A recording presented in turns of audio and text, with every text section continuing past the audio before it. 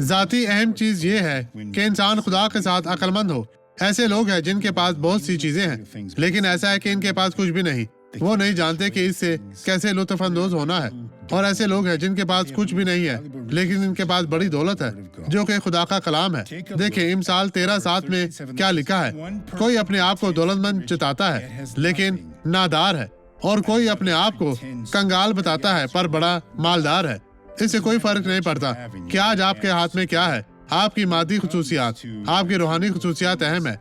ऐसा हो सकता है कि आपके पास कुछ भी ना हो, लेकिन आपके पास बहुत दौलत है, और वो दौलत खुदा का कलाम है। इस पर अमल करें और बरकत पाएं। इस गवाही को देखें, और मैं अभी दुआ करने वापस आऊंगा। खुदावंद आपके साथ हो। आपका नाम क्या है? मैनुअल द सिल्वा। आपको क्या मसला था? पास्टर, मेरी कमरों में दर्द था। मैं हाथ से काम करता हूँ। मेरी कलाई में बहुत दर्द होती थी। कितने अरसा से? 5 साल से ज्यादा हो गया। क्या नहीं कर सकते थे?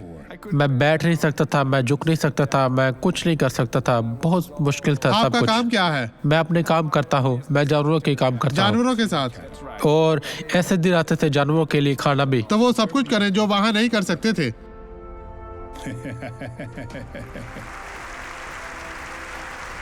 जाएं भाई, उनका ख्याल रखें। खुदा की तारीफ हो। अब मैं आपके लिए दुआ करना चाहता हूँ। बाप, तो इन तमाम लोगों को बरकत दे जो मेरे साथ दुआ कर रहे हैं। उन तमाम लोगों को बरकत दे जो किसी भी किस्म की दर्द में, तकलीफ में मुब्तला है। खुदा तो इन तमाम लोगों के साथ हो। इनकी हर तरह की मुश्किल परेशानी को दूर कर।